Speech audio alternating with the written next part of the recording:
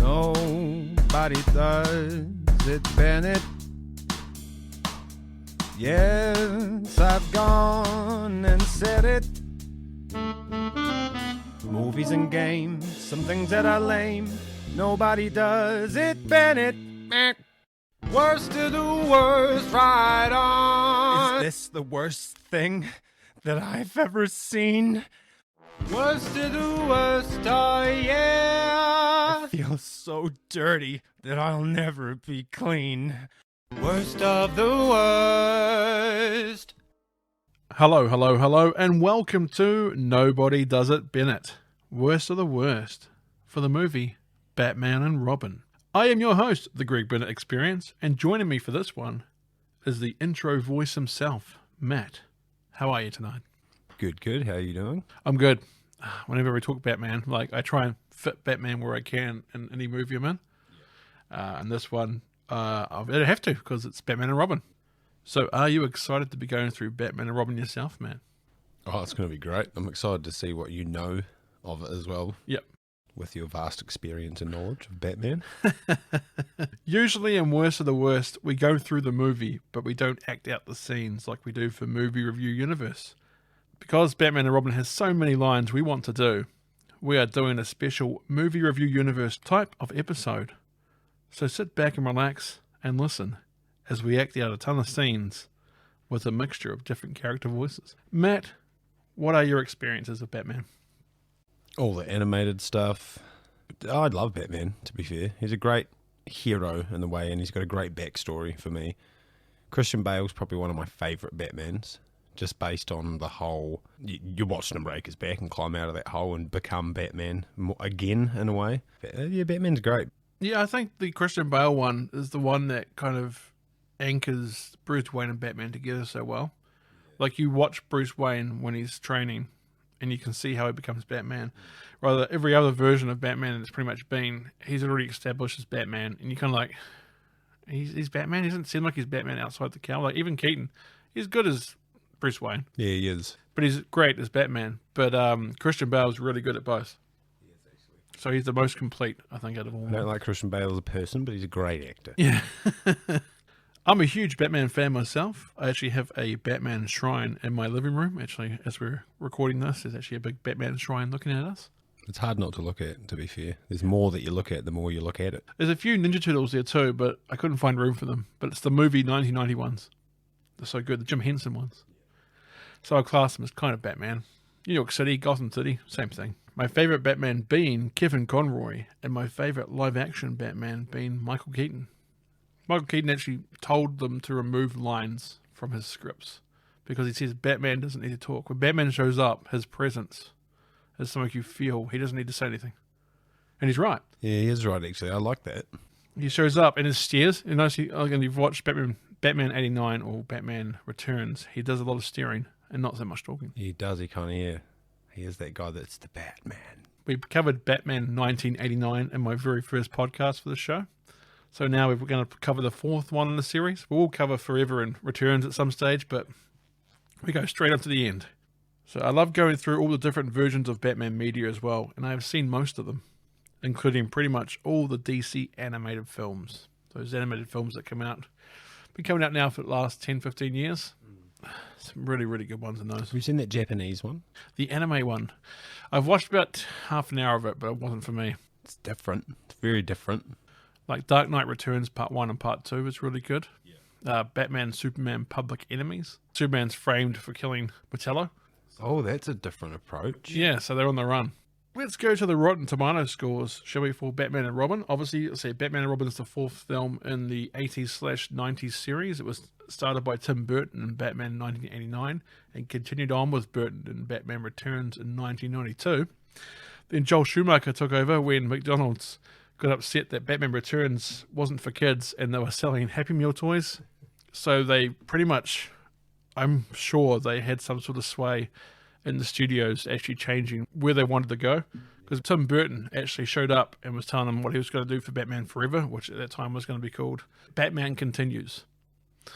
And he's telling them all these ideas of what he wants to do. And as he was talking to the studios, they're like, yeah, but what if we do this? What if we... And he really goes, you guys don't want me to come back, do you? Like, no, we want you to come back. We want you to come back. But then he didn't. He said, I'm not going to waste my time. He apparently produced Forever, but it wasn't really him. Michael Keaton, I think, because Tim Burton decided to pull out as well, because he was supposed to go back for the third one. That's when Val Kilmer took over. Yeah. And there's actually, if you go on YouTube, there's a guy who's actually done a motion comic kind of version of what Tim Burton's vision for Batman Continues was. It's called Batman Forever, but it's actually his vision. Has Robin Williams playing Riddler. And it also has Billy D. Williams, who's in the first Batman, coming back to play Two-Face. So it actually continues that, because they obviously recast him for Tommy Lee Jones, and he was just another Joker, pretty much. But this version, he was much more true to the character. Yeah, so if you check it out on YouTube, I can't remember what it's called. I think it's Channel Awesome. They have done like an hour and a half version, pretty much motion comic movie. It's really, really cool. Right, so the Rotten Tomatoes scores for Batman and Robin. The tomato meter, or the critics, gave it 12%. And the audience score gave it 16%. So it's very, very unfavourable. Yeah, we'll get into our ratings at the end before I say anything, but that's what most people think. Yeah, is that one of the lowest rated Batman movies on Rotten Tomatoes? It'd have to be. Yeah, it would have to be. I can't think of any other movie that's lower. It can't be. Nothing less than 30-40%, really. Yeah. When Chris O'Donnell was doing Batman and Robin, he said, when we did Forever, it felt like a movie. When we did Batman and Robin, it felt like a toy commercial. And it kind of does. Yeah. Check out these cars. Everything's brightly lit. Like the front of the Batmobile has like a strobe light that's going around and around. It does look like a giant toy. Yeah, everything looks like a toy, even the bike. But of course, this cast is I'm surprised. I never would have picked Arnold Schwarzenegger to be Mr. Freeze. Nah, or Uma Thurman to be Poison Ivy. I can see the kind of maniacal side of it, and the way she plays her characters with like the almost like a loopy side effect, like she's always on something. But like, yeah, she did that with Poison Ivy too. It was good, but she didn't fit it for me. And also George Clooney and Chris O'Donnell. Chris O'Donnell came back from Forever, but George Clooney took over as Batman when Val Kilmer didn't come back. Apparently no one liked working with Val Kilmer anyway. So I think he had scheduling issues with The Saint. He was making The Saint at the moment. But yeah, so it's got an interesting cast. I think also looking at Batman and Robin, it did a thing where it went pretty much Batman 1966 with Adam West's version. They put there's cartoon sounds right through this movie. Yeah, there is. And he's talking to the commissioner in like broad daylight with all the, or not broad daylight, but in the same area as all the cops. So the cops know he's talking. It felt very 1966 Batman. The characters, the villains are over the top, and they have like get him kind of situations where it's just like 66. There's a new villain approaching. Send the heroes. Which I don't mind as a Batman like movie, but not when the original, like this is still part of a series. Yeah. And the original start of the series was this is a serious take on Batman. And to change that during the same series into it's just like a light-hearted romp version of Batman. It turned people off, and I can understand why, because if you start one way, you don't finish another way like that. Yeah. You carry on the tone, you carry on the story. I feel like they could have fit a lot more into it in half an hour less of time. Yeah. Say an hour and a half instead of say 2 hours. Yeah. Because it was about 2 hours it ran for. 2 hours, 9 minutes, though. Yeah. There's some things to like about this film as we go through, but there's a lot of things that did wrong as well, which we can talk about at the end. Right. If you like what you're hearing and want to hear more episodes, why not contact us and give us your thoughts? Or perhaps a movie from a franchise you consider worst of the worst. You can contact us through the Nobody Does It Bennett Facebook page, or you can hit us up on the Twitter at NobodyDIBennett. That's NobodyDIBennett on Twitter. Or you can email us at nobodydoesitbennett@outlook.com. That's Bennett with 2 N's and 2 T's. Right, Matt, should we get into our review version of Batman and Robin? Yes, we shall. Ladies and gentlemen, we present to you Batman and Robin from 1997. Alfred, nobody does it, Bennett. Movie begins with the Warner Brothers logo transforming into a frozen bat logo. Then the names of the cast fly into frame with the slow tone Batman theme of the Schumacher era. So the movie era of the Keaton movies were well, this one goes Dun, dun, dun, dun, dun, dun, dun, dun, dun. It's like more slow and ominous, which is weird. To me, it was like very Thunderbirdy. Yeah. Just like Thunderbirds, I go, and it's like yeah. Then the Bat logo and Robin logo fly into frame and combine for what actually is a really cool looking design. The red and the black of the Robin over the Bat logo. That actually looks pretty sweet. Cut to close-up shots of Batman and Robin get into their costumes. Shots include a close-up of Bat armored nipples, butt shots, and crotch shots, as well as them grabbing weapons and gadgets. You also see the new convertible Batmobile and Robin's bike. Batmobile has a weird flashing strobe light in its front hood. So actually, looking at Batmobile, yeah, it's open cockpit, again like the 66 Batman. If it was covered though, I still think it looked like a pretty sweet Batmobile. It was pretty cool. It was pretty cool. The strobe light at the front was weird. Yeah, I didn't understand all the let's add heaps of weird things like the zoom in on the button twice. I loved how long it was. It almost reminds me of Red Skull's car in Captain America: First Avenger. Yeah, because this Batmobile is insanely long, a lot longer than the other ones. Yeah, definitely. And it kind of marries with what they did with Batman Forever. I thought that this Batmobile to that one kind of made sense. Yeah. So there's nothing at the start here. It just goes straight into talking. I want a car. Chicks dig the car. This is why Superman works alone. Do try and bring this one back in one piece, sir. Batman drives off. Robin waits while his bike slowly opens up out of its pod before jumping on. You notice that? He's like, oh, he's buggered off, but I'm just going to sit here and just wait for my bike to slowly open up. How far down is it? And it's in like this... It's in like a Kinder Surprise. And then there's just like light up wings on each side. Like, could he be doing that while the car was going through? I don't know. Don't wait up, Al. I'll cancel the pizzas. Robin drives off. As he does, you see that Alfred is in terrible pain. Don't worry, Alfred. After those cringy first lines in the film, we're all feeling that pain. Commissioner Gordon contacts Batman on a small video screen. Kind of reminds me of Basil in Austin Powers. Gordon tells Batman that a new villain has broken into the Gotham Museum. He's frozen security guards and other stuff. He's calling himself Mr. Freeze. Meanwhile, after a dizzying, spinny shot of the Gotham Museum, you notice it's like, whoa, it's like a roller coaster. We see Mr. Freeze inside the museum getting shot by security guards, but the bullets just bounce off his bulky silver and blue Power Rangers looking suit.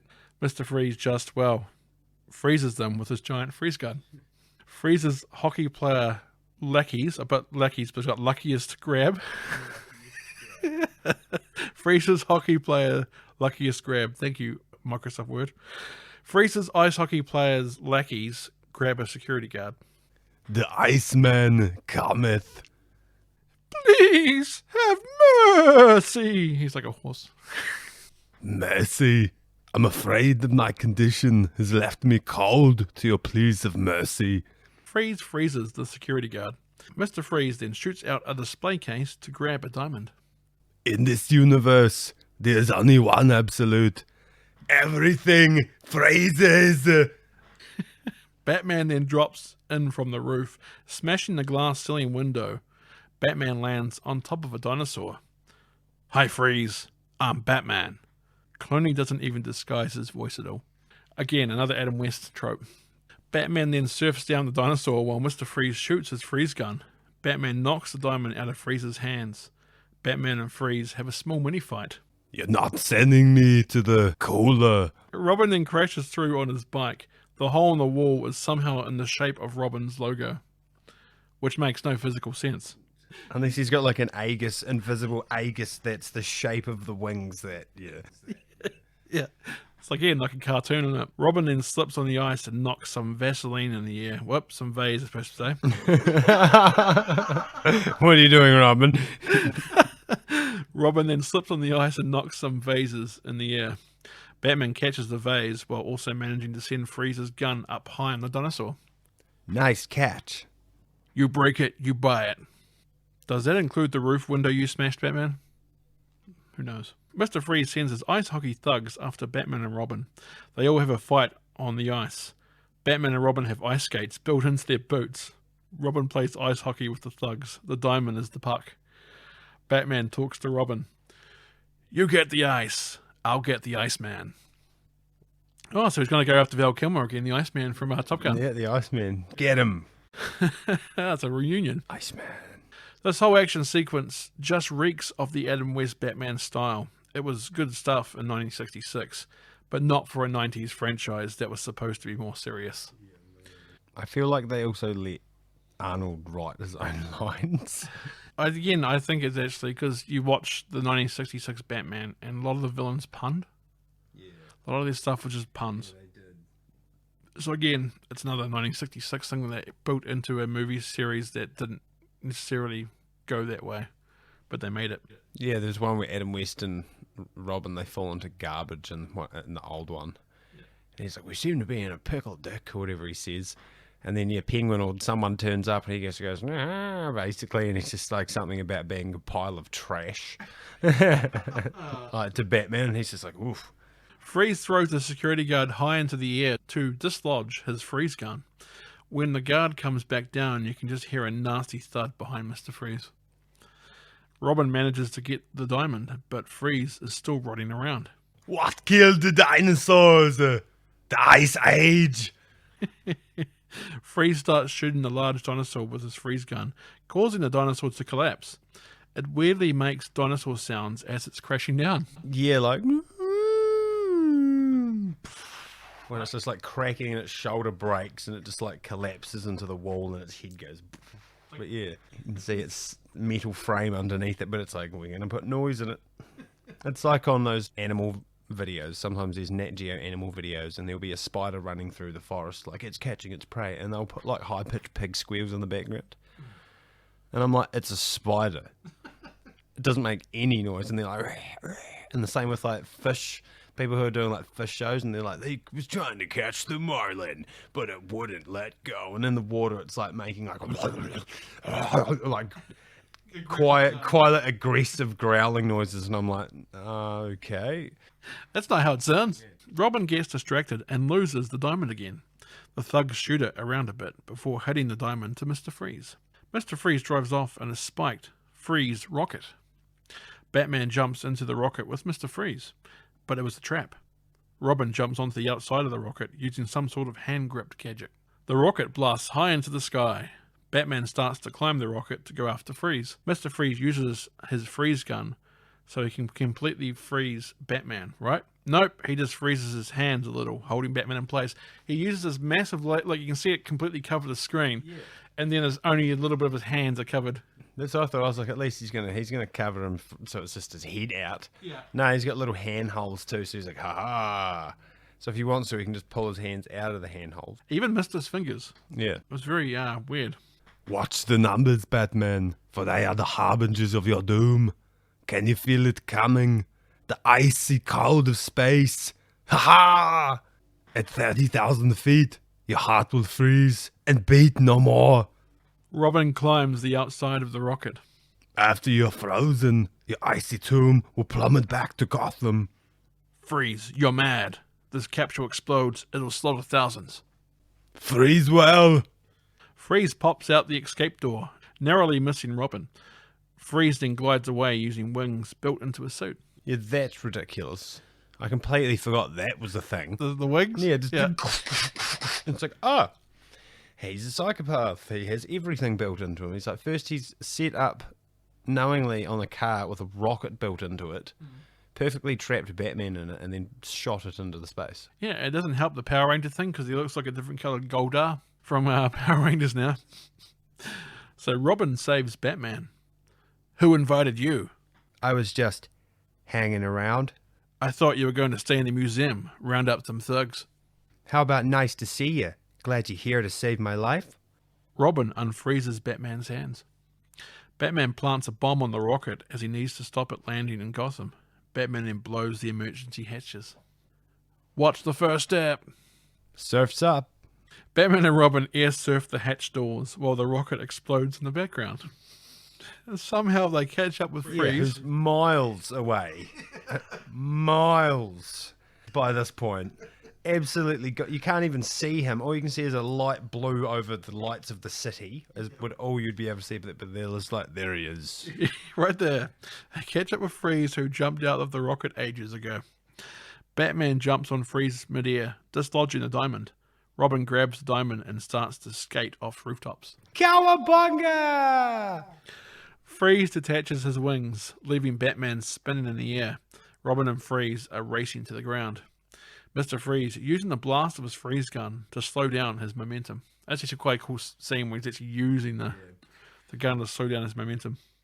Batman and Robin use their grapple hooks to stop from falling. Batman and Robin chase Freeze through a now frozen steel mill. Batman is wrestling with a large door, so Robin jumps through to get Freeze. Batman yells for Robin to stop, but it's too late. Robin gets frozen by Mr. Freeze's freeze gun. Stay cool, bird boy. Mr. Freeze grabs the diamond from Robin's frozen hand. Batman has a choice to make as Mr. Freeze's tank car arrives through a wall.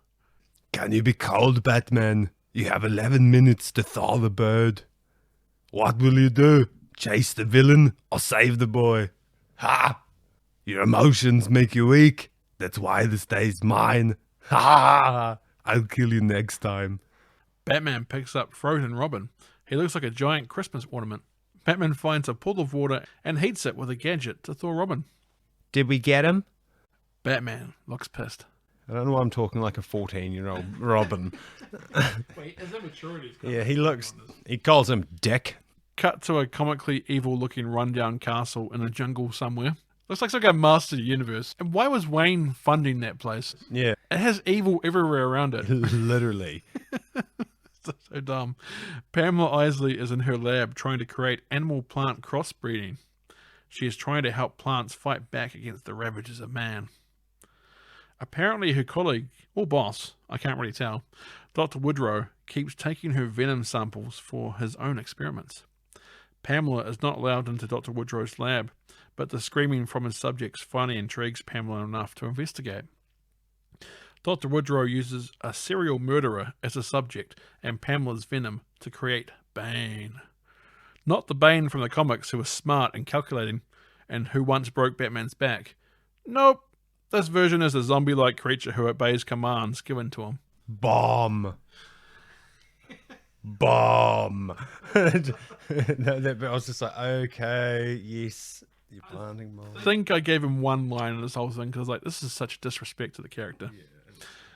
It's so stupid. It's not even close to what he was. And what did she say about the plants too? She wanted plants to defend themselves like animals. And she has that's why she gives them animal kind of characteristics. Bane throws a bunch of guys who are trying to restrain them before posing like Hulk Hogan. He goes, "Rah!" Dr. Woodrow sees Pamela by the door and escorts her back to her lab. Woodrow asks her to join her. When Pamela refuses, Woodrow snaps. Well, I can respect your opinion, sadly. I'm not good at rejection. I'm afraid you'll have to die. John Glover is great in his little role as Dr. Woodrow. Woodrow pushes Pamela into her own experiments and covers her in poisons and toxins. Then he returns to his bidding for the Bane super soldiers. Bruce, Alfred, and a still hypothermic Dick Grayson are watching Mr. Freeze's quick origin story on screen on the back computer. Dr. Victor Freeze was trying to cure his wife who had contracted an incurable disease called McGregor's syndrome. While Freeze was in his lab, a control panel blew up and caused Freeze to fall into some freezing cryo liquid, causing his body to change into Mr. Freeze. Freeze needs his cryosuit to survive and uses diamonds to power it. He had diamonds on the inside. Diamonds on the inside. Bruce calls for Alfred. He is leaning against a batsuit display as he is weak and sick. Bruce is going to need the Wayne diamonds in a plan to bait Mr. Freeze. And the only reason is he has diamonds on the inside. So good. Bruce also tells Dick that he's going to spend 10 hours in the training simulator for his rash behavior that got him all frozen. To be fair, he did also save Batman from that rocket. Exactly. How are we supposed to work together if you won't trust me? Dick storms off. How indeed? Well, he's overeager, he's impulsive.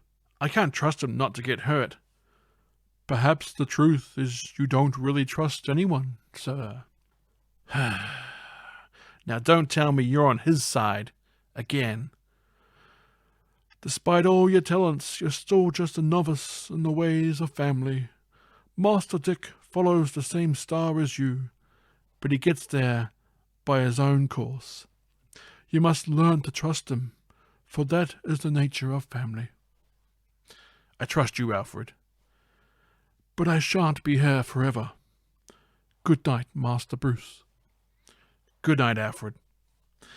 Cut to Bruce having a memory of himself falling over as a child and Alfred helping him up. Yeah, that was nice. Yeah, it has quite a few of those through this movie. Yeah. Cut to Dr. Woodrow talking to his buyer on a cell phone while walking around Pamela's lab. Okay, so this is the late 90s, right? I'm not sure, maybe the 40s. You can tell by the cars that the cops are driving. It looks like 40s. Yeah. He's in a lab that's in the middle of a jungle and he's getting phone reception.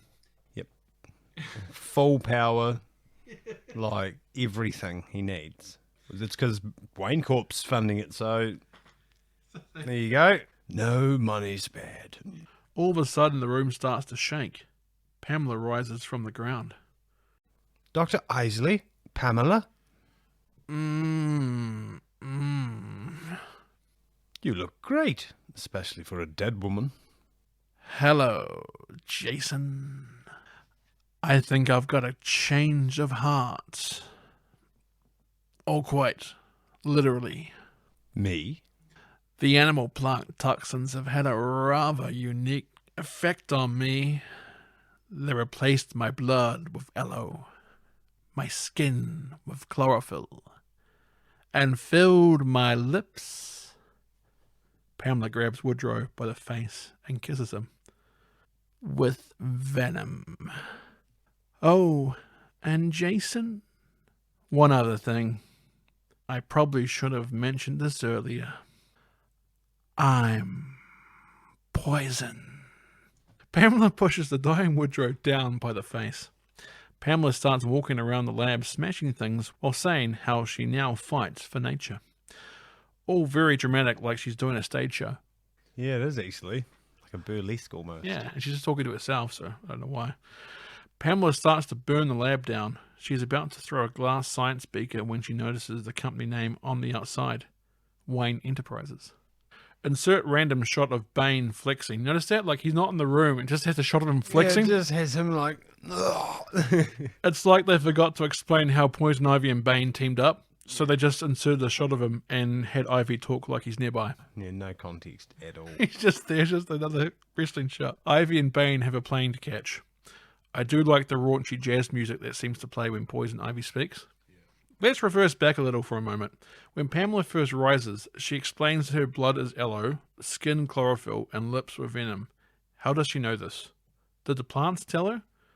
Did she do experiments on herself while she was buried in toxins? Because I've got so much stuff in my body, I have no idea. Yeah. Yet she knows about her body. Yeah, I've got aloe in my... And this is that now? Because... I think... So under there, she was like doing like blood tests and like stuff and figuring out, I've got aloe in my blood. No, my blood's aloe now, so if somebody cuts herself, it just... Maybe if I get 3 drops of blood, it'll be aloe, aloe, aloe. Aloe. Cut to Mr. Freeze's hideout in a Snowy Cones ice cream factory. Okay, wait. Why isn't this the first place Batman and the police are investigating as a possible location to find Freeze? Yeah. An abandoned ice cream factory that looks in pretty good shape still, for a guy who must remain cold at all times. Yeah. But that Gotham's huge, we can't find him. He could be anywhere. The case cars won't work, they're from the 40s. He won't be in that place, it's abandoned. Yeah. It's abandoned. Look, it's abandoned. He can't be in there. Anyway, Mr. Freeze is trying to lead his men in a Christmas snowstorm while wearing polar bear slippers. Pretty sure those would warm his feet up, and some pajamas and a robe. Vivica A. Fox plays a skimpily dressed woman called Miss Behaving. She wants to get really friendly with Victor, but he only has eyes for his wife. Misbehaving, this is what she says. She goes, "Ooh, talk about your cold shoulder." That's her only line the whole time film. Is that it? That's it. Holy crap. Because Two-Face actually has a couple of girls with him as well. Yeah. One of them's the good, one's the bad side. The good side, I can't remember her name, but it's actually Drew Barrymore. Holy crap. Freeze talks to his second in command, Frosty, while he puts more diamonds in his suit. Battling the Bat exhausted his power, but he was successful in getting a giant diamond. One more diamond in this size, and his freezing engine will be complete. I will freeze the city. Then I will hold Gotham ransom, unless the city bows to my demands. It winter forever here in Gotham. The city's father will have no choice but to give me the billions I need to complete my research. Why did it go South African at the end there? To complete my research, so I can find it. The city's fathers will have no choice but to give me the billions I need to complete my research. I can find the cure. Leave us. Freeze hangs out with his wife, who is floating in a water tank. Freeze's skin and eyes look really cool, especially in 4K. So that's eye contacts look really cool. His whole skin that he's got, it looks really interesting. I thought they looked like the same eyes that Riddick had. Yeah. Almost like that sheen of... Yeah, they were real cool. Maybe he got his eyes shine too. Ooh. But there's one thing I mentioned in this movie. This movie looks amazing. Like, the actual visuals look incredible. Yeah, everything is perfect. Everything pops. Everything's so clear. Like, it doesn't feel like it was filmed in 1998 or 1997. No, the animation's great too. There's a couple of bits that were a bit default, like in a taxi door when everything's frozen and he opens it and you see the ice wobbling. Yeah, and later in the movie when he's on top of the telescope, there's a long shot that looks pretty bad too. But just the visuals in general, everything pops, everything looks so clean, just looks amazing. Cut to Wayne Manor. A teenage schoolgirl, who is obviously from the UK, even though she speaks with a Canadian accent, rings the front doorbell and tries to look in the manor. Bruce asks for Alfred to get the door. Doorbell rings again. Dick says that he'll get it. Bruce goes to find Alfred. Alfred comes out of his chambers, saying how he must have dozed off. Apparently, this is the first time it has happened in 30 years.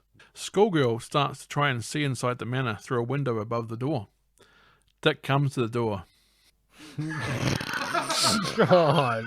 Oh, dear God. I did not proofread that. Right. Dick comes to the door and has a good look at the schoolgirl. Please be looking for me. Actually, I'm looking for Alfred Pennyworth.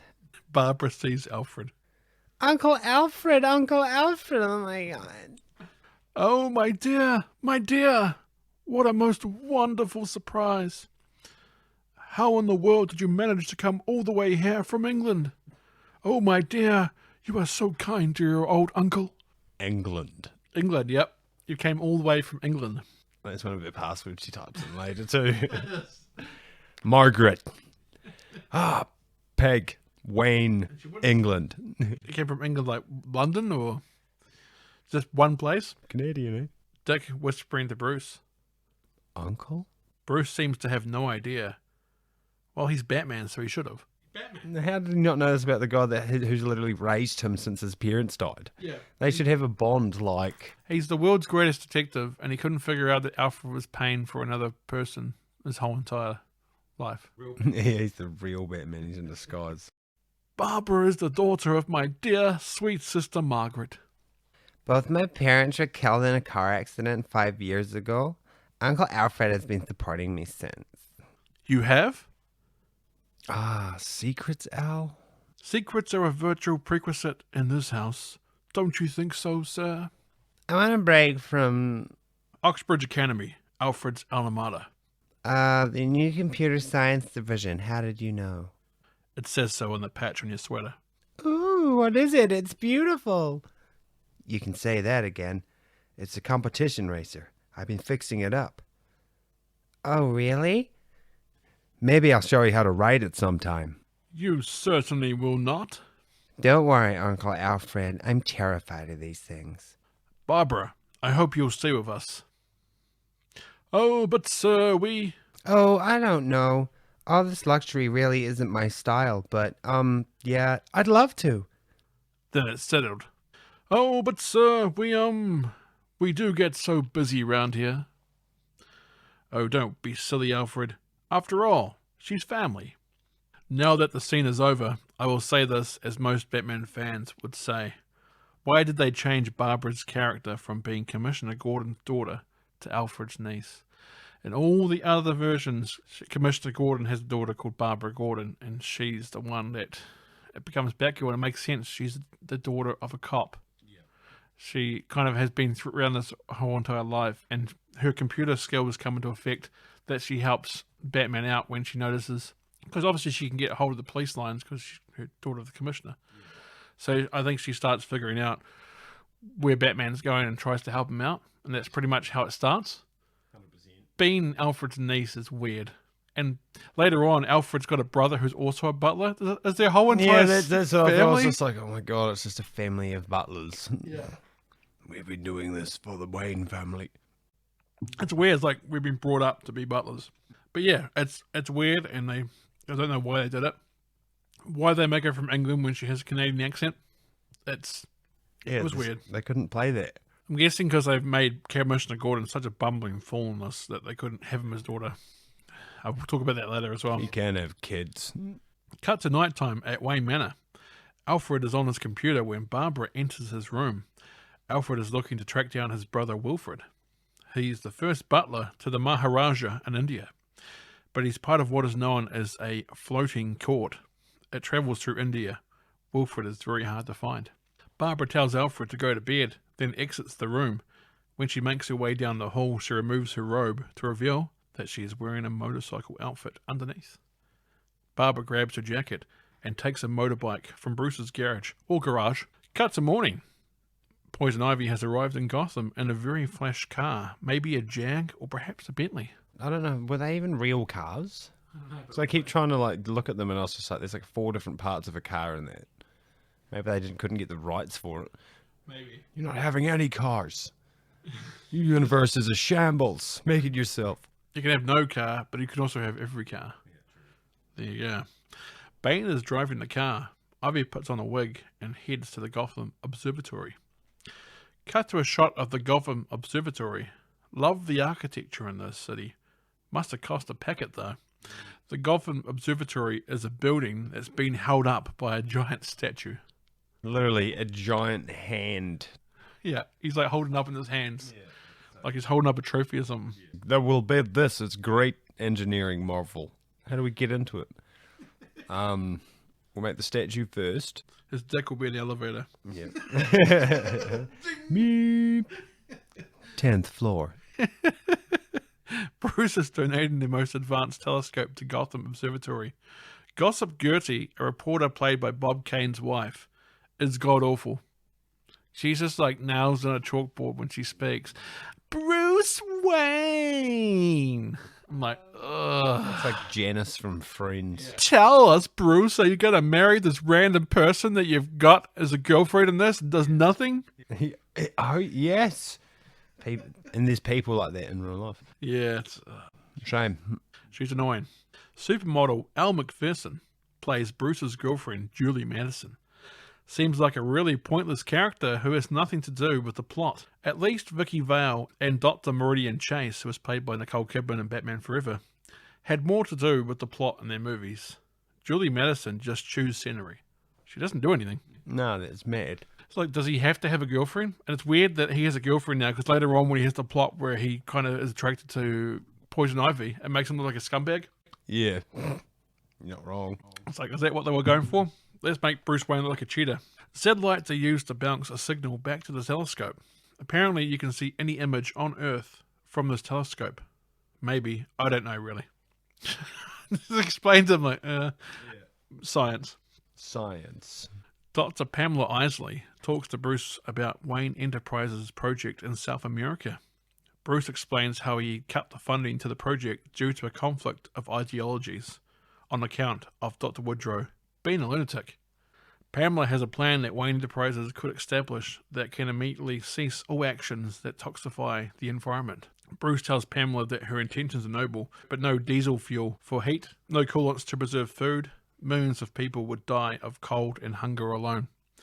Pamela states that these are acceptable losses in the battle to save the planet. So, all right. People come first, Dr. Isley. Pamela warns that a day of reckoning is coming. A day of reckoning. Sorry, I said reckoning. Day of reckoning. Reckoning. Pamela warns that a day of reckoning is coming. Annoying Gossip Gertie lets Pamela know that Batman and Robin protect Gotham, even from plants and flowers. Bruce gives Pamela a giant invitation to a Wayne Enterprises diamond auction. 2 questions. Why did Bruce give Pamela an invitation when he just met her? Are her pheromones already seducing Bruce? True, they must have been. It's weird he just gives her a, here, have an invitation to a Here party. you go. I don't know you from a bag of soap. To a high society party. Yeah. Second question. Why were those invitations so darn big? She got given it, and it's like the size of a big textbook. And you open it and it goes, come. And just has a date at the bottom. It Auction. Special guest appearance from Batman and Robin. That is it. wasn't anything. There was no gift cards to a soap shop. There was no Batman and Robin t-shirt. You got one of those $2 kids invitation pads. Just hand them around. Yeah. Don't know why it's so big. I do like how Uma Thurman has distinctly different personas for Pamela and Poison Ivy. Yeah, she does. She's good. Pamela is so much more uptight and awkward, but when she's Poison Ivy, she sounds so seductive and charming. I thought I would point this out, that there are some good points to this movie. So there's some good points to this otherwise silly film. Yeah, because she nailed that. She does. The whole seduction of kind of being like having the pheromones drawn to her. The guy's going, ooh. Yeah, she did that really well. But then also as like the uptight Pamela, like, she's like, it's actually very good. Ivy plans to take out Batman and Robin. Freeze is watching old home movies of himself and his wife. Frosty comes in saying that Freeze will want to see this. He's holding a newspaper. Mr. Freeze uses his freeze gun to freeze Frosty. No one speaks while Mr. Freeze watches videos of his wife. Freeze gets up saying, "One more diamond, my love, one more." Freeze walks past Frosty's frozen corpse and sees the newspaper headline, "Bruce Wayne loans diamond to Flowerball." Why is that the front page of a city? I don't know. Loans a diamond to a ball. And it's front page. Yeah, he's loaning it. He's not giving it to anyone. He's not doing anything for charity work. He wants it back. He's like, you can have this for the night, but I want it back. Yeah, loaning it so you can look at it. And I'm also the special guest. Yeah, it's not so Mr. Freeze can come get it. No, definitely not. Cut to Flowerball night. There is a whole jungle dance show going on during the ball. Batman and Robin are on stage with Gossip Gertie and Commissioner Gordon, who is holding the diamonds. Jim Gordon is a wasted joke of a character in these films. Pretty much make him a bumbling imbecile. And there was no real excuse for this. In the first Batman film in the series, Gordon wasn't amazing, but passable. By the end of the series of the films, though, Gordon is just there to prove how useless the GCPD is without Batman and Robin. He's the commissioner, and it's like, who's under you? How much worse does it get? Yeah. You see the cops trying to tackle Mr. Freeze and stuff. They shoot them, then they start charging them. Yeah, they just start running in with their hands out, and he just throws them off. Don't you guys ever have training? Run. They just run at them and hope that they can just take him down with his giant, massive armor on. Pull that tube out of the back of his neck. There is no tube. Oh, God. Robin talks to Batman. Think Freeze will take the bait? He'll be here. People in gorilla costumes come up on stage, dancing around. Pig-headed rich old men start bidding on some young ladies on the stage. I'm guessing it's for a date with them. It's really gross. The music changes. One of the gorillas dances by itself on a high part of the room. The person then starts to remove parts of the costume. It's Poison Ivy. She starts to blow pheromones all around the room. It starts to affect a lot of the men and perhaps some of the women. This includes Batman and Robin. I didn't put all the men because, some men might not be into women. And some women might be into women. So I had to put both. Yeah, exactly. Equality. I quite like the music during the scene. Poison Ivy leans back and falls to the ground, where she is grabbed by the male performers of the Jungle Stage Show. Ivy uses the men as stepping stones up to the stage. She then makes her way onto the stage where Batman and Robin are. Hi there. And you are? Poison Ivy. Ivy blows more pheromones in Batman and Robin's faces. Why not send Junior home early? I've got some wild oats to sow. On the other hand, youth does have its advantages. Endurance, stamina. Forget the generic bat. Come join me. My garden needs tending. So bad. It is. Poison Ivy takes the diamonds from Commissioner Gordon. I'll take it from here, pal. Some lucky boy is about to hit the honeypot. I'll include an evening of my company for the winner. I'll bring everything you see here, plus everything you don't. The dirty old rich men are at it again. One of them bids $50,000 for Poison Ivy. Another bids $100,000. And the oldest, dirtiest rich man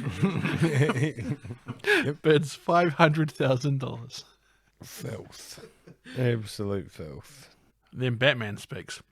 $1 million. $2 million. You don't have it. $3 million. I'll borrow it from you. $4 million. $5 million. That's a utility belt, not a money belt. $6 million. $7 million. As Batman says $7 million, there is a cha-ching sound, and he pulls out the infamous Batman credit card. The card has a silver Batman logo with a MasterCard rip-off name of Goth Card. Customer name says Batman, and expiry says good through forever. Like, what? Yep. This image haunts my dreams at night. I wake up sometimes in cold sweats, reliving this nightmare. A Batman credit card. Batman credit This card. shows you how much this is sunk from Batman 89 to this. Yeah, and how much he's hidden his identity as Bruce Wayne. How did he get it? How did he get this? There's no online back He then. doesn't need a credit card anyway. There's no internet, so he would have had to walk into a bank, full costume, to get this card. Where do you live? In a cave? Yeah. Can you verify that? Not really. I'd like to keep that a secret, thanks. Did you have an extra kin? No, Robin. Who? Dick, get in here. Never leave the cave without it. You sure do, Batman, you sure do. You two boys aren't going to start fighting over little old me now, are you? All of a sudden, the doors to the entrance of the ball smash open. Mr. Freeze arrives in that spiked tank he drives. It's a weird-looking spiked tank that he has. It's almost like a 1940 German half-track, if you've ever seen a half-track before. So it's got like army tank tracks at the back of it, and it's got wheels at the front. Some of the older ones of them had kind of that at the top and had a hatch at the top as well. But that's what it kind of is, like a very vague, futuristic-y version of that in my mind. The tank also has a freeze gun on it, so he freezes the odd person here and there.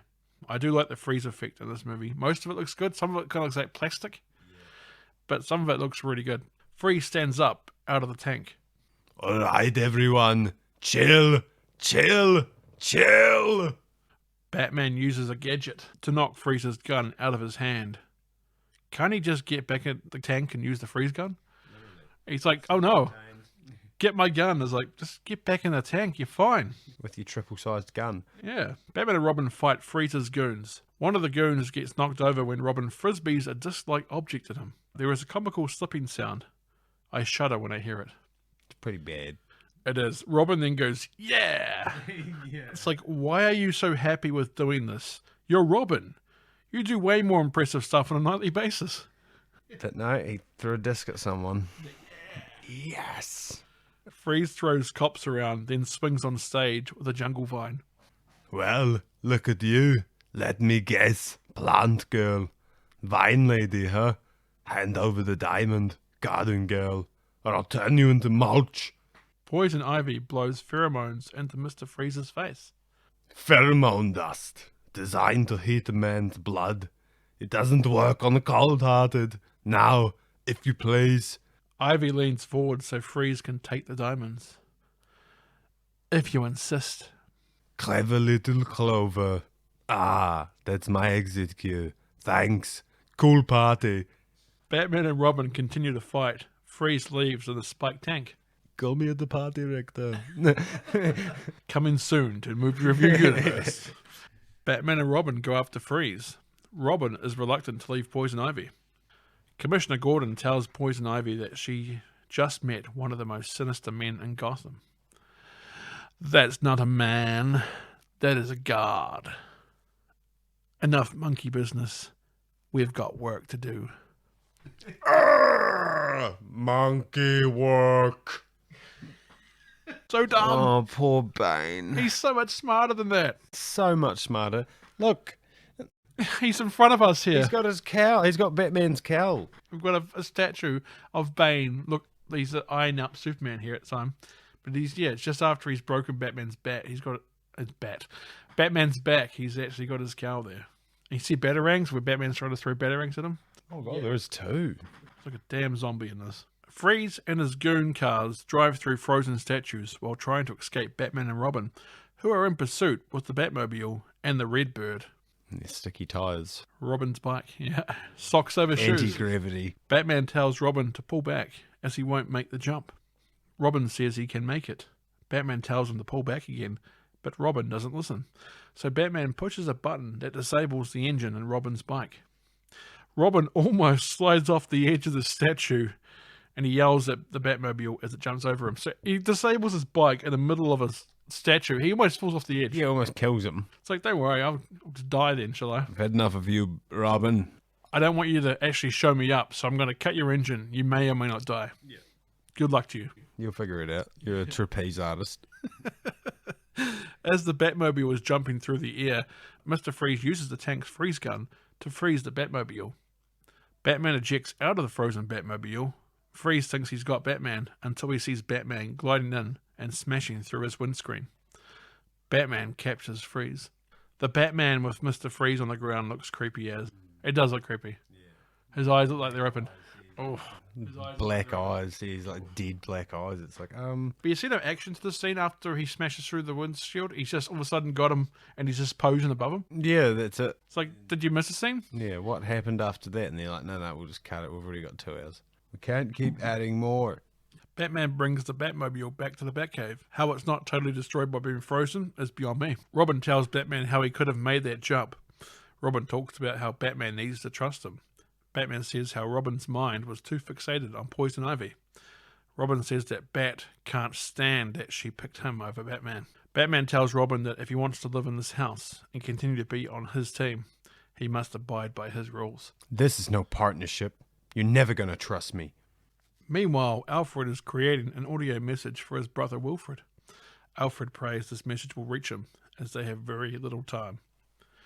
Bruce walks in. Alfred congratulates him for capturing Mr. Freeze. Alfred, am I pig-headed? Is it always my way or the highway? Why, yes, actually. Death and chance stole your parents, but rather than become a victim, you have done everything in your power to control the fates. For what is Batman if not an effort to master the chaos that sweeps our world? An attempt to control death itself? Cut to more childhood images. But I can't, can I? None of us can. I'm almost going into, back to Hammond. None of us can. This is Jurassic Park. Cut to Barbara sneaking back in with a motorbike in the garage. As she's getting off the bike, she is approached by Dick. Barbara grabs his arm and flips him over. Watch out, there's Dick in the way. Watch out. You're getting approached by Dick. Don't turn around. Don't turn around. Ah, I just got hit by Dick. Cut to a rainstormy Arkham Asylum. Mr. Freeze is getting put into a cell via a refrigerated box. There is a cold beam in his cell. The guards open up the box. One of the guards says, "Welcome home, Frostface." This guard has a very distinct voice, because this guard is played by none other than Jesse the Body Ventura, a former WWE wrestler and co-star of Arnold Schwarzenegger's films such as The Running Man and The Predator. Oh, true. I ain't got time to bleed. Ain't got time to bleed. Yeah, he plays one of the guards. Oh, far out. So I'm guessing Arnie wanted to do it. Mr. Freeze knocks down the guards and walks out of the beam. But when he does, he struggles to breathe and collapses and crawls back to the cold beam. This bit reminds me of Total Recall because he's like, his eyes are going red. I'm like, oh, very Total Recall like. But his eyes didn't bulge like that. It's still terrifying to this day. That's what I think is still going to happen in my brain. take your helmet off. It's going to crack. My eyes are going to pop out of my head. I'm going to die. It'd be a horrible way to go, sir. Space. Cut to Poison Ivy and Bane finding an abandoned Turkish bath building. That was hard to say for some reason. Huge. That's a crazy sentence. Bane smashes through the wooden planks on the door. There is a neon spray paint sign that says, "Do not enter." When they get inside, they realize a local street gang have occupied the building. Neon-painted gangs seem to be a favorite of director Joel Schumacher's, as he's a neon street gang attacked Dick Grayson in Batman Forever as well. There's two, yeah. It looks cool in 4K though. Yeah, it does It's like actually. the neon, and even on Blu-ray, I imagine it pops. Yeah. Looks beautiful, but it's weird. It's like it'd be horrible for if you're in the streets, you'll get seen all the time. Oh, the cops. I guess the cops aren't smart enough to actually catch you. Oh God, that guy's running. Where's Batman and Robin? We're chasing the fluoro. Come and get me, if you can. Ivy activates Bane, and he dispatches the Neon Gang. More cartoon sounds are added in. They grab their chains and they like wrap around his arms. He's just like, I'm just going to stand here. Yeah, literally. Oh. Throw you around. Bane helps Ivy redecorate, even creates an indoor pool. Ivy plants seeds in the ground, which sprouts vines straight away. There is a shot when Ivy is sitting down talking to Bane while the plants grow. The camera is on an angle. I believe that is a direct reference to Batman 66. In the 66 TV show with Adam West and Burt Ward, the bad guys were often shot on an angle because they were crooked, you see. Yeah, true. That's right. Yeah, it was too. Yeah, so you have to sign a different because they're crooked, you see. Ivy tells Bane to prepare for the company. Sorry, to the company. The company's coming. Ivy tells Bane to prepare for company. Meanwhile, at Wayne Manor, Julie is talking to Bruce. She says how she wants to spend the rest of her life with him, but she can't wait around forever. This scene is a big who cares type of scene, as it doesn't advance the plot along in any way. Should have just cut the Julie character completely out. Would have made him falling for Ivy look less scummy as well. Could have had Bruce thinking about Ivy without Julie being there. Could have been looking into a fireplace or looking at an image on the Bat computer like Bruce does in Batman 89 with the Joker. It's weird that she's there. That's cool. Dick is looking at an image of Ivy in the Batcave. See? Dick gets it. Didn't need to have Julie there at all. Then notices Barbara sneaking out with a bike again and decides to follow. They end up at an underground racing rally in Gotham. Coolio's there. Remember Coolio, Matt? Yeah. I'll see you when you get there. If you ever get there. And Gangster's Paradise as well. Oh, yeah. As I walk through the valley of the shadow of death, I take a look at my life and realize there's nothing left. He's there. Apparently he's like the guys running the races somehow. I don't know. I didn't even realize it was him. He's still living in a Gangster's Paradise, but in Gotham City now. That's the gangster's paradise. That's what he was talking about this whole time. Dick's Robin design helmet looks cool. Have you seen this helmet? It's like a spray painted Robin that's like gliding back onto his helmet. I didn't notice. Looks really cool. And Barbara's one's like angel wings. Oh, yeah, hers was cool. Barbara races some cheating scumbag, low-life thugs. Dick also joins in on the race. One of the racers gets a bunch of his mates to throw fireballs onto the road, causing Dick and Barbara to fall and slide along on their bikes. They're sliding off a broken bridge. Barbara is falling, so Dick grabs her foot and hooks his foot onto a steel beam. This is a good way to call out Dick's acrobatic experience and skill. Barbara groans when she realizes it's Dick. So this is where you hang out. Get it? Because they're hanging out? Yeah, another good pun. I reckon they should have kept Dick's reveal a little more secretive. Have him see Barbara on the monitors at Wayne Manor, but don't show his face until you reveal at the bridge. Just have him in this cool Robin helmet. Yes, most will still guess it's Dick, but no one will know for sure. Yeah, true. Showing his face, like, are we too dumb to realise we know it's going to probably be Dick? Yeah.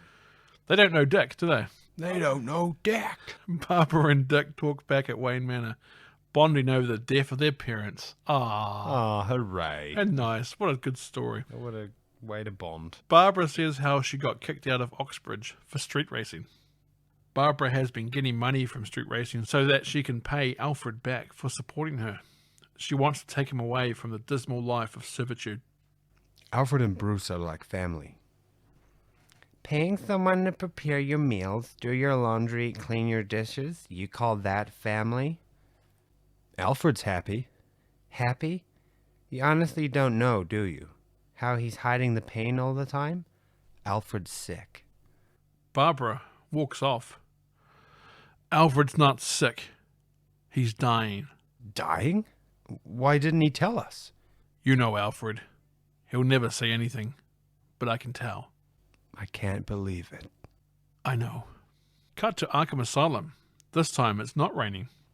Freeze carves an image of his wife out of ice and uses a clock and a glass to create a rotating music box. This scene is inspired by the episode Heart of Ice from Batman the Animated Series. In fact, Victor Freeze's whole backstory with him trying to cure his wife was something created by Bruce Timm and Paul Dini from the animated series. Mr. Freeze used to be just a common criminal until Batman the Animated Series fleshed out his character. Mr. Freeze has a visitor. His sister is here to see him. It turns out not to be a sister though, but Poison Ivy instead. Ivy enchants the guards, then kisses them, killing them instantly. I now have more respect for Dr. Woodrue, as he hung on for quite a while before he died. He was hanging in there when she's talking to him. Yeah. They died straight away. And one of them was Jesse the Body Ventura. I ain't got time to be poisoned. Oh wait, no I do. I'm dead. WWE. Bane smashes his way into Arkham's storage area. I think when he's in the storage area too, you notice Two-Faces and Riddler stuff were in there. Oh, there were two. Yeah. Oh, that's quite cool, actually. I didn't pick up on that until just then. Ivy wants to team up with Freeze. Bane comes storming through with Mr. Freeze's suit in a trolley. Bane tries to create an exit, but it's reinforced steel, so he cannot break it. Freeze uses his cooling system to freeze the pipes and break the wall. It's quite smart of him doing that. I like that. When I get my diamonds, you and the meatloaf retrieve my wife. You said nothing about a wife. Come on. I hope Mr. Bane can swim. They jump from the broken wall to the water below. That fall would definitely kill them. But oh well. Or at least dislodge the tubing from Bane's head. They'd be mush. Because look how high it is. He'd be an absolute puddle of muscle. There's no way he could swim if there was any water or anything. If you fall from that height, that water would be like concrete. Yeah. You'd just die. Cut to Wayne Manor. Bruce is talking to Alfred. Alfred, are you well? As well as to be expected, sir. My friend, I know you're sick. Now, I can get you the best doctors. I have seen the best doctors. A gentleman does not discuss his ailments. It's not civilized. I hope I have taught you at least that much, Master Bruce. Alfred, have you ever regretted your life working here? Looking after heroes? No, sir. My only regret is that I was never able to be out there with you. Well, not all heroes wear masks. It's true. All heroes wear masks, yeah. Look at Superman. Dick comes running into the room. Freeze has escaped. Bruce and Dick run to the Batcave. Cut to Snowy Cone's ice cream factory, otherwise known as Mr. Freeze's hideout. Where they still haven't found him. There are a couple of police cars outside, though, as well as the Batmobile. So how do they know that it's his hideout after the fact? Now. Like, Did he tell them? they probably just followed the blue hue. They're like, oh, we'll just follow him. It's like, you fools, I've been in this ice cream place the whole time. Ah, that's where you were. We should have checked there. Yeah, oh, I thought that was shut down. It is. It's abandoned. And they're like, oh, we should have checked it. Yes, let's go. Commissioner Gordon shows Batman what they have found on the Arkham surveillance camera. It shows Poison Ivy and Bane helping Freeze escape. Batman and Robin talk about how Ivy was all they could think about. Then after a while, it vanished. Robin can't believe that he and Batman could be fighting over a bad guy. Bad? Yes. Guy? No. Well, I'm totally over her, all right? Positively. Me too. Definitely. Great stems, though. Buds, too. Oh yeah, those are nice. Here we go. I was just reading that whole bit as you were reading it going, oh, my lord. This is Batman and Robin. The things are nice buds, too. It's like, come on. Oh, yeah, those are nice. So wrong. Here we go. Batman finds a hidden button to a secret passage. In the secret passage was Nora, Mr. Freeze's wife, in her water tank. Mr. Freeze and Ivy are below Batman and Robin. They're underneath the crated floor. He's adapted his freezing technology to reverse McGregor's syndrome. He's even found a cure for the disease in certain stages. There she is. You get the diamonds. I'll rescue your snowy bride. We'll meet at my place. No, In my weakened condition, I'm no match for the bat and bird. You leave those boys to me. Go. Can he save her? Her case is too advanced, but maybe, someday, with more research. Pheromones surround Batman and Robin once more. They notice that it came from the vent below. Batman and Robin head down the vent. Mr. Freeze turns on the cooling systems, which causes the cops to cough and choke. Mr. Freeze grabs more diamonds and recharges his suit. Chill to perfection. The GCPD are so useless in this. Batman and Robin face Bane down in the factory basement. Batman fights Bane while Ivy enchants Robin. Robin gets up and fights Bane while Batman is knocked down. Ivy starts to enchant Batman. Ivy then tries to kiss Batman, but Batman resists and starts to fight back. Ivy distracts Batman long enough for Bane to grab him.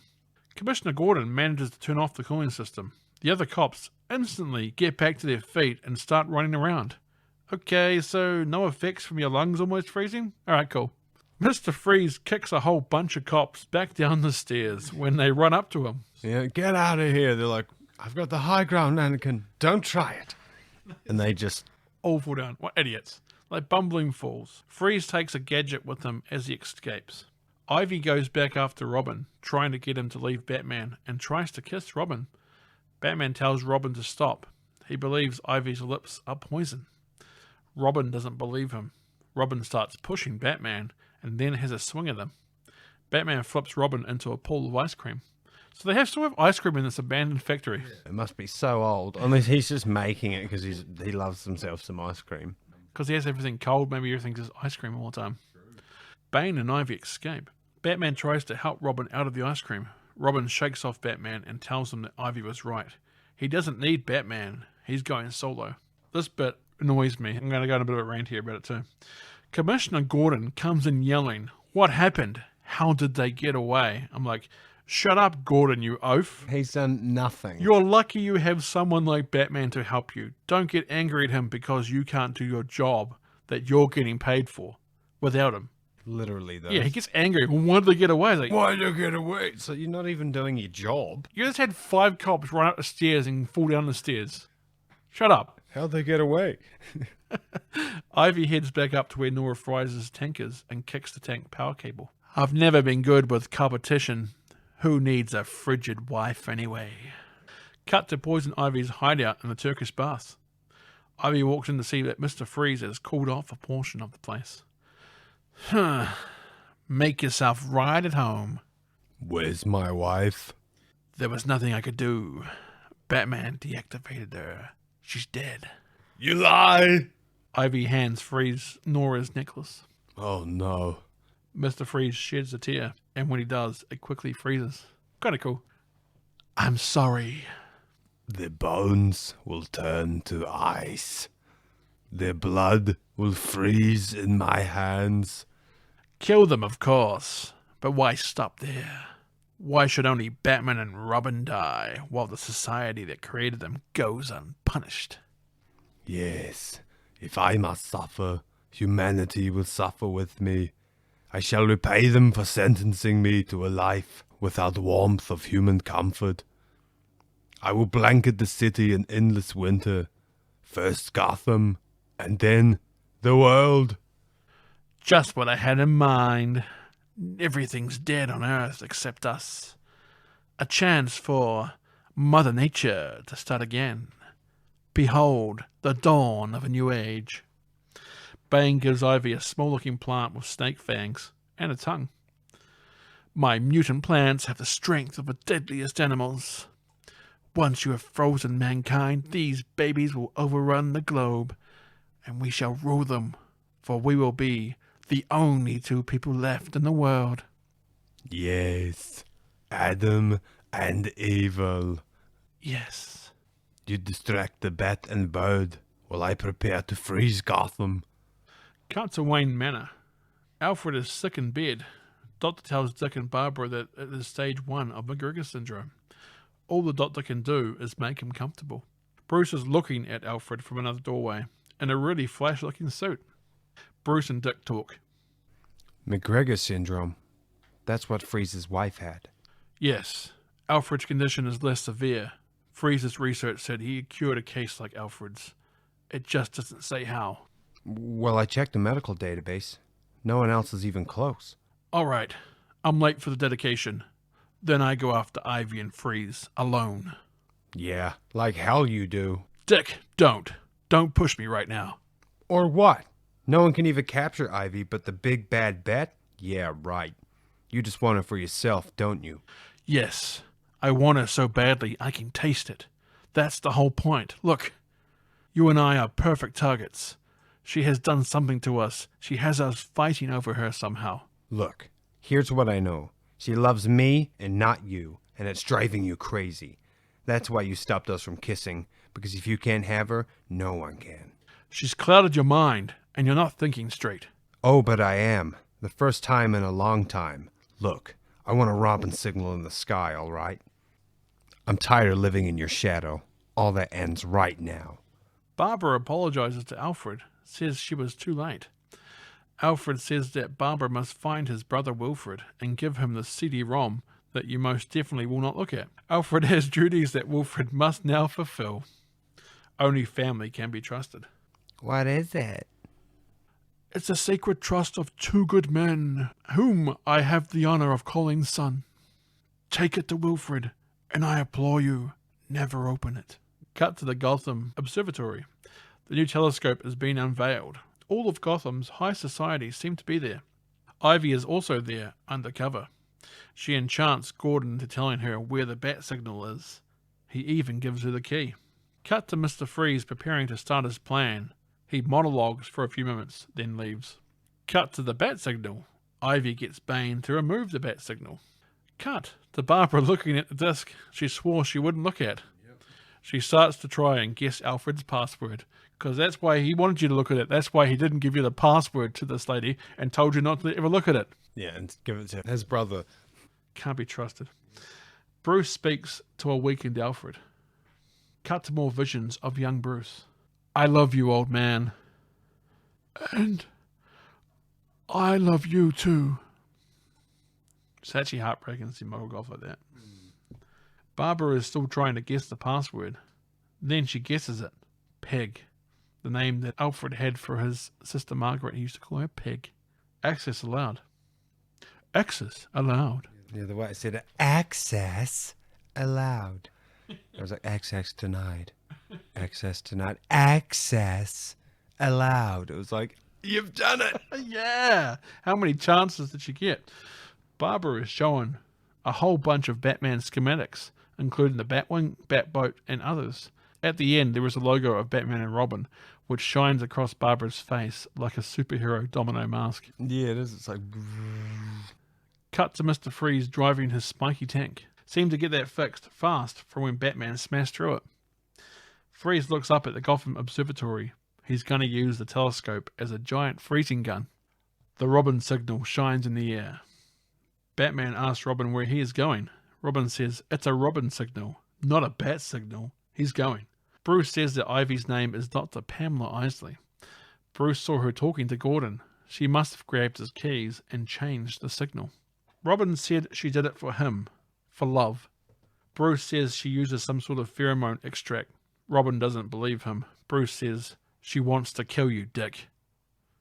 And he says it in that emphasis too. She wants to kill you, Dick. Yeah, she wants to kill you, Dick.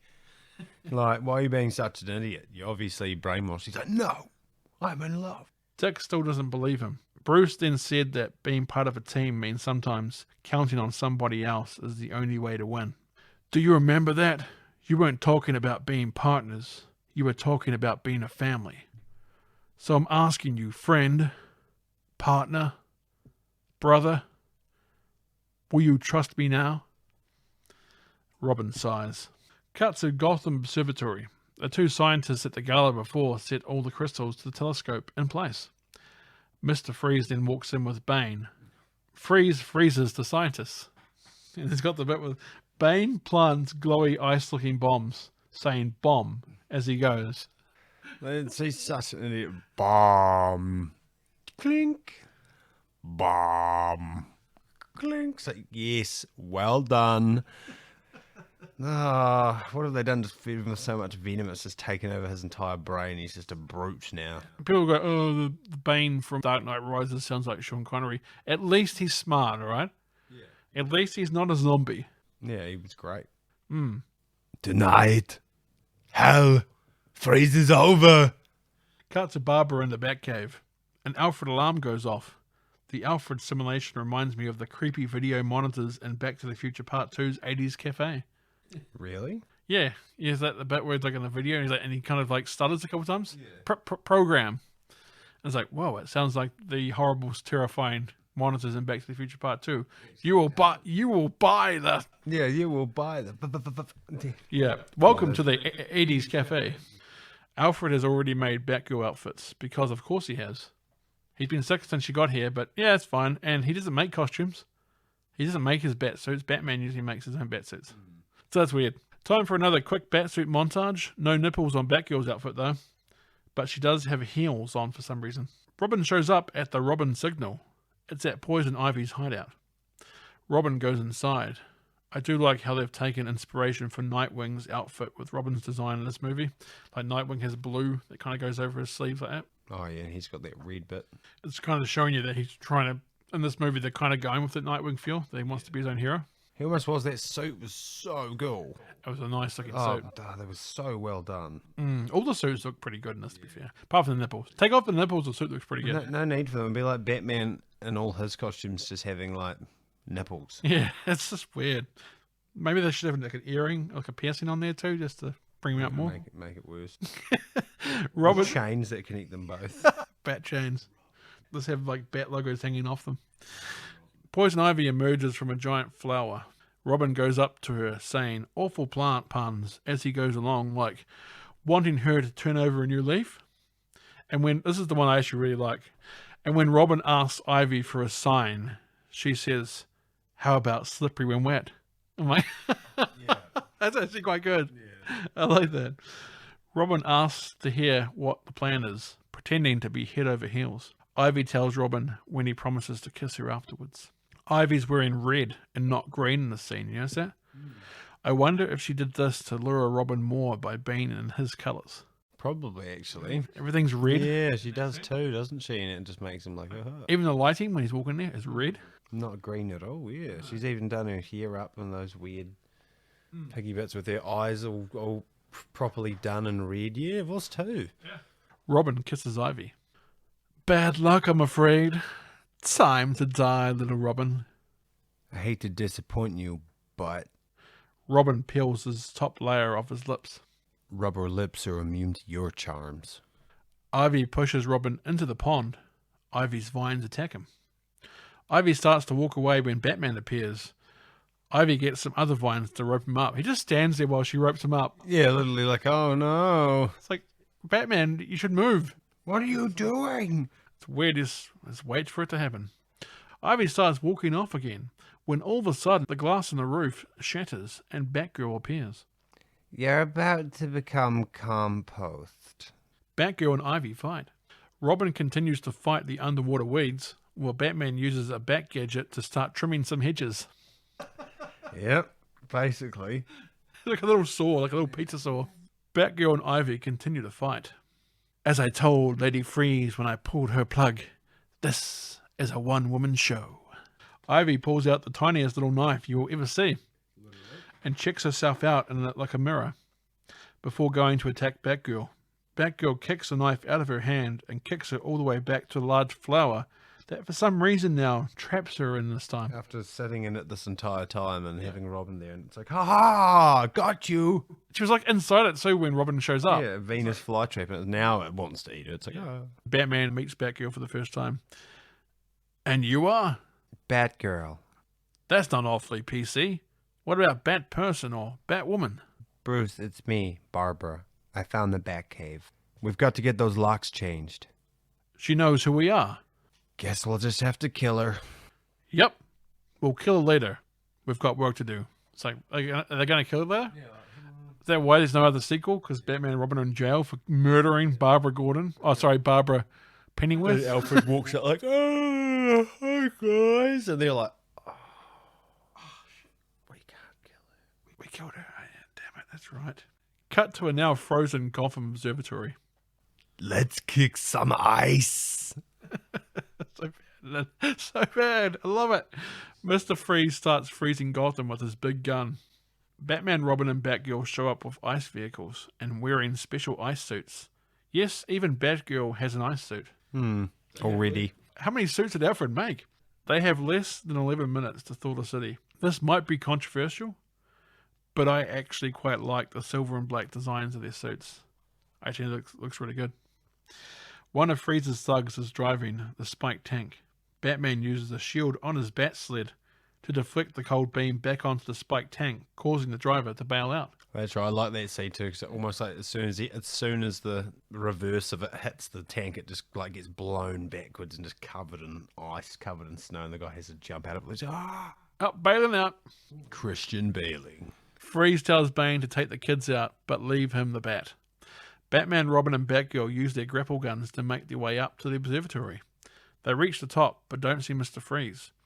Batman uses bat heaters to thaw the scientists. The little bat heaters, little bat logos. Cool. Batman figures out they need sunlight to reverse the freezing. The Congo has sunlight at this time, so they're going to relay the signal from the Congo to the telescope, because of course they are.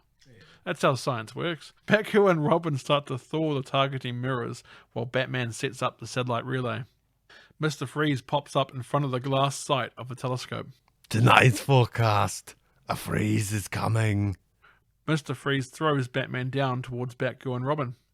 Batgirl and Robin start falling while Batman hangs on to the end of the telescope. Robin and Batgirl use their bat grapple guns. Robin goes first and grabs Batgirl, but Robin hooked onto a piece of ice that breaks. So Batgirl fires her grapple gun and saves them both. Batman is still on the telescope. The scientists have now thawed out.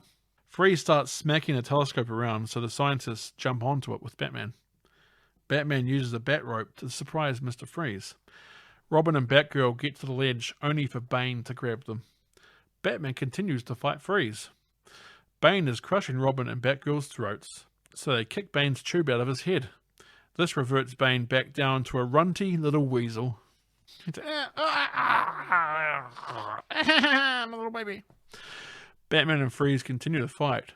Batman puts a bat heater on Mr. Freeze. I love that bat heater for those cold winter mornings. He goes, "Hey Freeze, the heater's on." I'm like, oh. It's on the street, inside your head, on every beat. 'Cause the heater's on. Batman knocks Freeze off the ledge onto the targeting crystals. Batman starts to unfreeze Gotham City. You've lost, Freeze. I think not. Freeze activates the bombs that Bane planted. This blows the telescope out of its restraints, causing it to fall. Batman saves the scientists off the falling microscope. As Robin and Batgirl watch on, Batman drops the scientists off before grappling back up the statue. Robin and Batgirl hitch a ride with Batman along the way, and they're all hanging on to the one gun. How long are those handlebars? Batman figures out that without the telescope, the satellites could be positioned manually to mount the city, but that would take a computer genius. Luckily, Batgirl is a computer genius. Like what, 17? She's a computer genius, guys. She doesn't know how to crack passwords without actually guessing the password. She's not that much of a whiz, is she? England. If she's a super genius, she'd do a workaround. Because that would have been cooler if she did a workaround on Alfred saying not doing the password. Yeah, 100%. Yeah, if she hacked it, because then it would be like, oh, well, she is a computer genius. But instead, she just guessing pin. 15 passwords, didn't even realise that she could have been locked out at any time and just deleted everything on the hard drive. That's a genius for you. That's why he told me not to look at it. Imagine going back to go. Sorry, Alfred. It's faulty. Yeah, it goes, but yeah, Wilfred gets it. Alfred dies, and Wilfred's like, "What are you giving me this for? There's nothing on it. It's just 4 corrupted files." She's like, Oops. basically. Batgirl positions the satellites and thaws Gotham City. Batman approaches a defeated Victor Freeze. I'm taking you back to Arkham Asylum. Go on. Kill me too. Just like you killed my wife. I didn't kill your wife. Batman shows Freeze a video from before that has Poison Ivy admitting to pulling Nora's plug. That's when she goes, just like I said to old lady Freeze when I pulled her plug, this is a one-woman show. But she's not dead. We found her, restored her. She's still frozen alive, waiting for you to find a cure. Huh? She lives? Yes, She lives? but vengeance isn't power. Anyone can take a life, but to give life, that's true power. A power you once had. She's alive. So I'm asking you, Victor Freeze, help me save another life. Show me how to cure McGregor's syndrome stage 1, and maybe you can also save the life of the man your wife once loved. He's still inside you, Victor, buried deep beneath the snow. Will you help me, Doctor? Victor opens up a wrist pack and gives Batman some test tubes with bright blue liquid in them. Take 2 of these and call me in the morning. I'll have your wife moved to the lab at Arkham. You'll be able to continue your research there. Cut to Bruce attaching one of the tubes Victor gave him to Alfred's drip. All we can do now is wait and hope.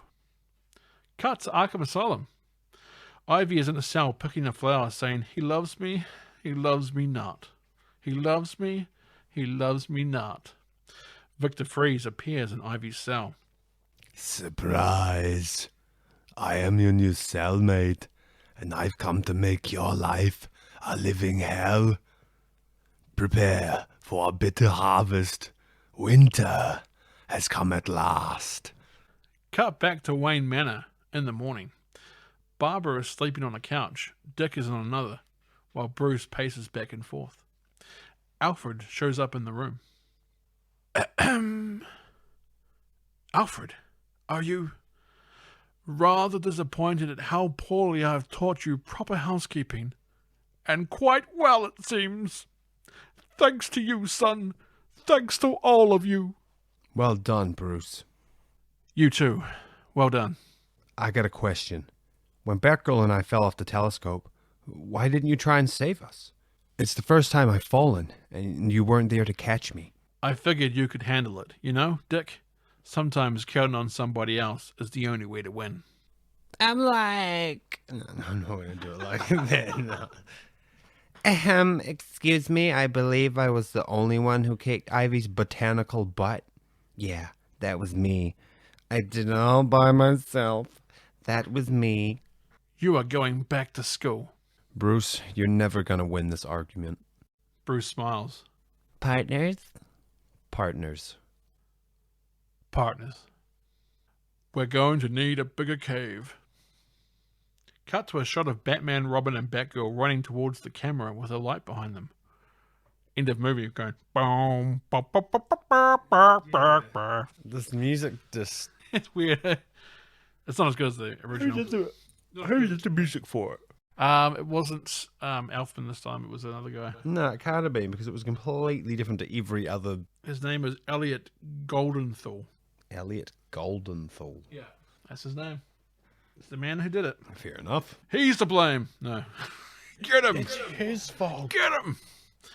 I did a lot of the Alfred scenes in this, not only because he is a big part of the film, but also as a tribute to Michael Gough's work as Alfred in the 80s and 90s Batman films.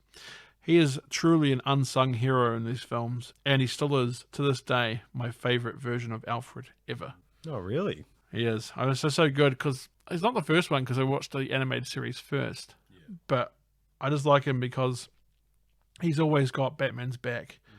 He's not really... He's giving him like advice when he asks for it, but he doesn't just tell Batman, like he doesn't act like a parent the whole entire time. Like Michael Caine's is too much like, you know, I know I'm your servant. I know I work for you, but I'm going to tell you like it is. Which yeah, that's true. I quite like that, but for me, I personally like the fact that he's there when he needs him.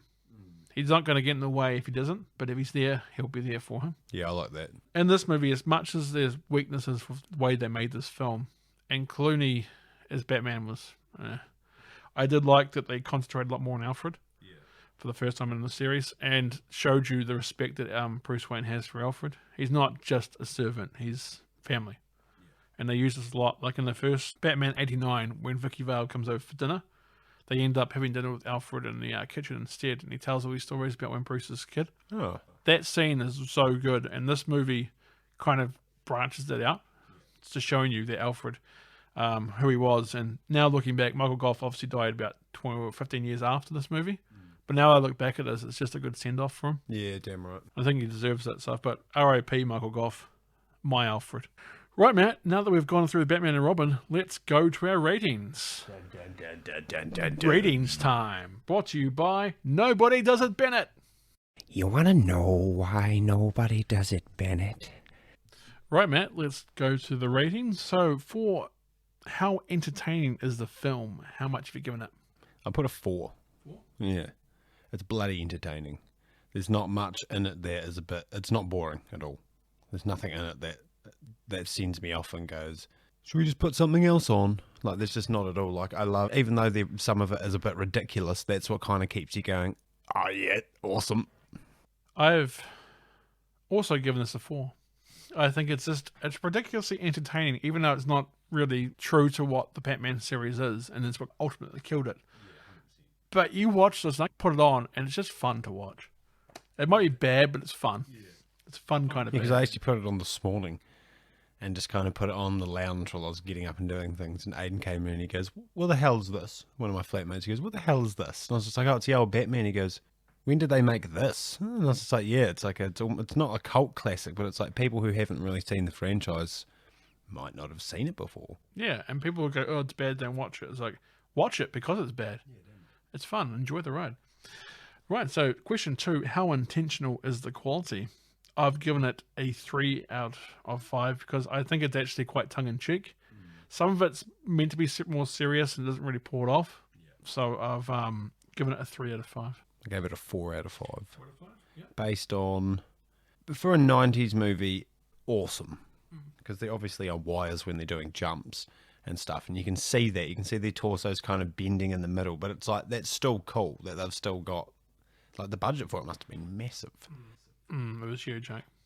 Because Batman Forever was one of the highest grossing films at the time. Like, it happened. Right, so you've given it a 4 for how good and intentional is the quality. Question 3, how much does it affect the franchise? I've got it down as a 2, which I thought was pretty fair.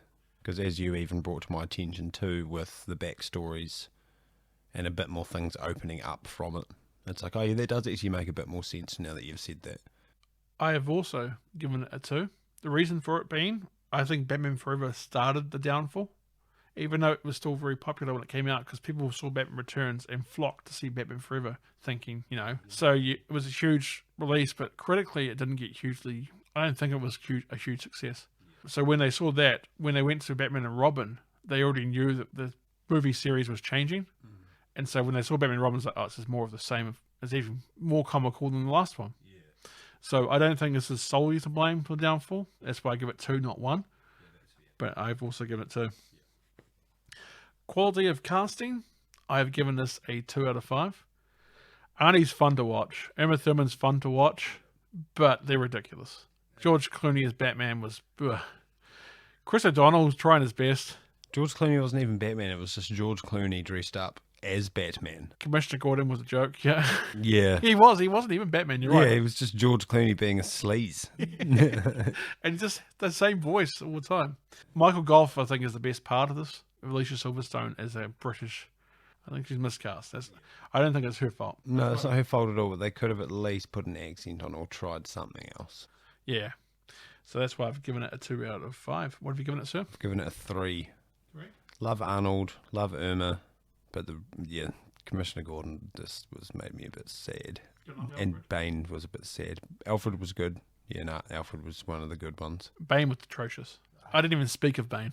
So I could have gone up for a 4 but I just can't. Yeah, I reckon if John Glover's character was in it for more, I might have given it a 3.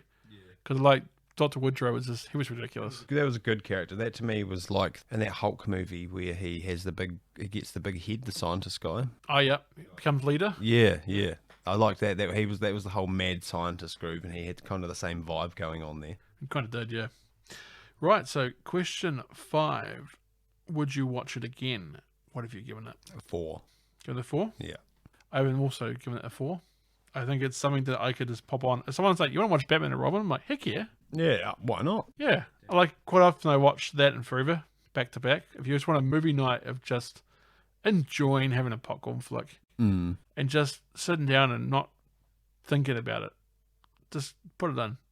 people go, you're not a true Batman fan if you like Batman and Robin. It's like, no, you are a true Batman fan if you love all aspects of Batman. Yeah, all of it. Yeah. And this is not as bad as film, I think, as I considered it probably 10 years ago. Yes, it has a documentary on the DVD about how Joel Schumacher's apologizing for how bad it is. I think it's more a movie that's in the wrong franchise.